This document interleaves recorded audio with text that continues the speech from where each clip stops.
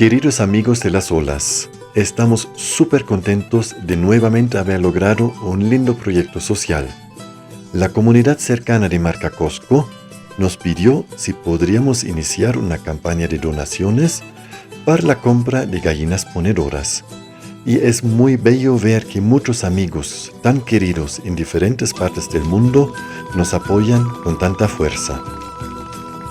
Apenas iniciado el proyecto, los comunarios comenzaron a hacer sus gallineros.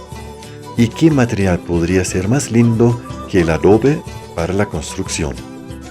Fue increíble ver con qué rapidez cada una de las 55 familias alistó todo para la llegada de las gallinas. Las veces que fui de visita, todos estaban trabajando y de pronto pude ver una amplia variedad de gallineros.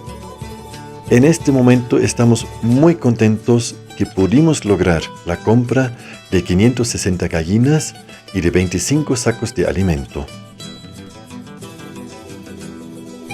Y qué bella la entrega. Fui recibido con tantos abrazos y flores. Y también las gracias a Doña Rosa y Juan Carlos de Radio Copacabana por cubrir todo el evento.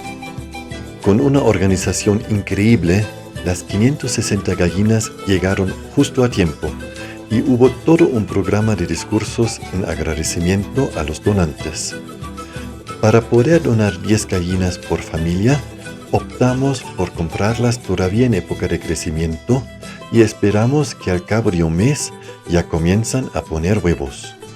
Se fraccionaron los 25 sacos de alimento y cada familia recibió 2 bolsas con un total de 20 kilogramos.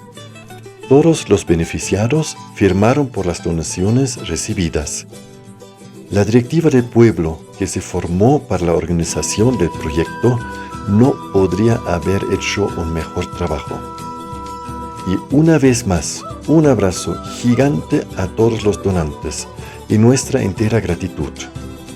Su apoyo hace una diferencia enorme para el pueblo de Marcacosco. Al final del día, todos bailamos la pascullada en agradecimiento a las gallinas recibidas y en agradecimiento a la abundancia de la Madre Tierra. Qué bella experiencia de poder generar proyectos así.